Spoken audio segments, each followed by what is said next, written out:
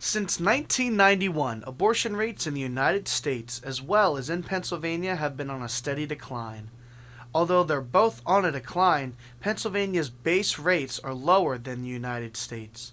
The questions that arise are why are they both on a decline, as well as why is Pennsylvania's rates lower than the rest of the nation. I sat down with Stephanie Ertis, a counselor at Shippensburg University's Women's Center, and asked her a few questions about the topic, and to see if she could give any insight. So I think that when you look at a decrease in abortion rates, you need to look at what is going on in that community. So the two things that come to mind for me are better access to other forms of birth control. In 1993, the Plan B pill was introduced for women with a doctor's prescription. This allowed more women to use the contraception to avoid pregnancy. I think the other thing that can contribute to a decline, which is, bad for women, is people putting stricter legislative actions in order. So even if you're just talking about those, it starts to vilify abortion in a way that's very unfair to women. It starts to put things in the public sector and in the public ear that might discourage people from pursuing this, even though that might be what they want to do. And then if a law is enacted that makes abortions harder to access, then that's obviously going to drop. Along with the Plan B pill in the 90s, the first female implant as well as the female condom was introduced to give women multiple options when it came to avoiding pregnancy. Planned Parenthood also contributes to the decline in abortion rates, not only in Pennsylvania but in the United States. So from the 90s till now, so in that 20 years that you are really looking at, I think that we've had a lot more of a variety of birth control and we've had maybe better access to it. That would probably be across the country, but in Pennsylvania, it might be something that was maybe introduced and new. I know in the mid 90s we had the Plan B pill, so a lot of women then had the option to take a birth control pill after intercourse. So if a condom broke, if they, forgot to take their regular birth control and they were kind of worried about a pregnancy, they had a couple of days to make the decision to take birth control. That does not end a pregnancy. That is not an abortion. It is not an abortion pill. It is a birth control pill, but it kind of revolutionized some birth control options for women. There are Planned Parenthood locations all over the country as well as in Pennsylvania, including Chambersburg, Harrisburg, and Shippensburg. People get really upset at Planned Parenthood that they're like, they say all kinds of terrible things and they protest them, but Planned Parenthood is the number one contributor to reducing abortions in the country because they offer all kinds of birth control options. So they're offering options before you get to the point where you'd have to make the decision to terminate a pregnancy. So we often forget that point, that they're talking about reproductive justice, not ending pregnancies. That's not what they do. They give you lots of options and really empower women when it comes to their own health. In 1989, Pennsylvania's Abortion Control Act was signed into law. This law created many obstacles for women to go through to get an abortion, such as insurance policy restrictions, mandatory counseling, as well as restrictive public funding. After speaking with Stephanie, I went to talk to Rebecca Ward, a women's studies professor here at Shippensburg, to get her insight on the topic. The starting points for her was education and teaching people about safe sex and about pregnancy. I do know that in the schools here they tend to do abstinence plus, not it's we know that abstinence only programs don't work. The research is really, really clear. So I think that sex education in general around the country is not as good as it could be. Shippensburg University was one of the first schools in Pennsylvania to have Plan B available, which opens the doors to allow other places to make it available to the public. Here at Shippensburg University, we have Plan B, and it's actually in the vending machine. We got national coverage for that, which was kind of interesting. Other than the availability of birth control to help the decline, individual states have different ways of handling abortions. It's not easy to get an abortion necessarily, although Pennsylvania's laws are not as restrictive as some other states. So sometimes people will go outside of the state to get that abortion. So sometimes when you look at those rates, for example, Mississippi, there's only one abortion clinic in Mississippi. Wow. So many states have waiting periods where you have to go visit. They're called trap laws, and it's ways of preventing people from having access to abortion.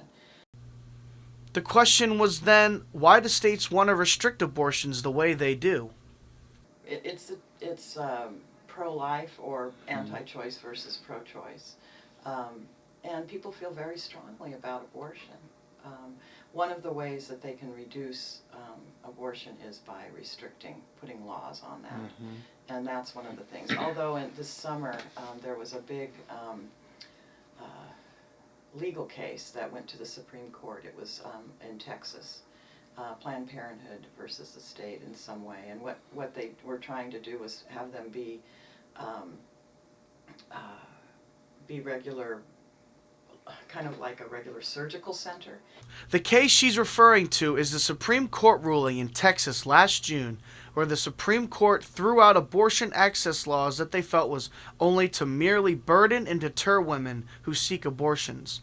This decision was the most significant from the Supreme Court on abortion in a long time and could lead the way into deterring states from creating laws just to restrict women from getting abortions.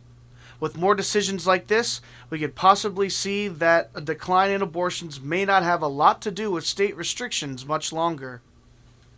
But what they were doing was asking for doctors to have admitting privileges at hospitals. They wanted to have different,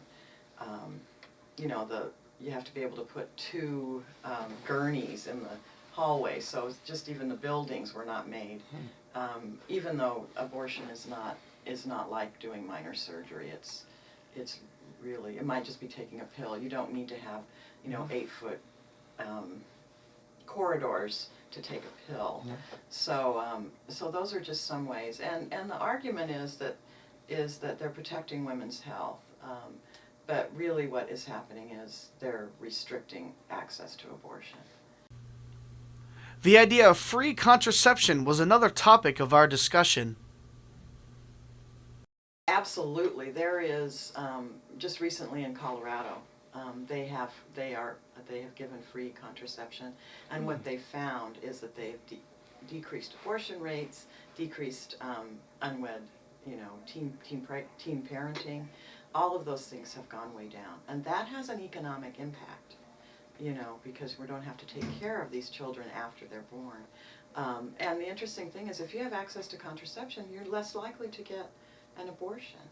So, I think that's there's something to be said for that. There are people who don't believe that women should have access to contraception either. So, but we do know that it absolutely, having good access to contraception decreases abortion rates, and that should be everyone's goal. When asking about any final words, the two had this to say. And there's a lot of contraception out there now, IUDs, the patch, the pills. There's all kinds of different ways that condoms and condoms should always be used in addition. Yeah. So, if you're sexually active particularly with more than one partner, you should definitely be using a condom as well. I think that's it. Just to maybe even reiterate that anytime you put legislation or talk about putting legislation, sometimes you don't even have to enact it, between a woman and a procedure that is not medically necessary is oppression. That's putting your influence and your values onto another person, and I think that's dangerous. Not only to put the legislation in place, but to even talk about it and put it out there and have people be fearful of making a decision that might be the best decision for them. We can't decide that. As legislators can't decide that. Medical professionals and the patient that they're dealing with, that's a decision for them. And it really, it hurts my heart actually that women would have to think about all of those other things and not what is the best decision for them. So, I hope that it's because of more birth control, but it might be because of, what's going on in the country, in the world, and particularly for your story in the state. So, yeah. With the expanding availability of contraception, as well as the state's laws' restriction on abortion, we have a further insight on why abortion rates are on a decline, as well as why the base rates are lower in Pennsylvania. With the upcoming election, though, with candidates who share different views on abortion, it'll be interesting to see if the statistics will stay the same or change. Garrett Graybill, SUTV.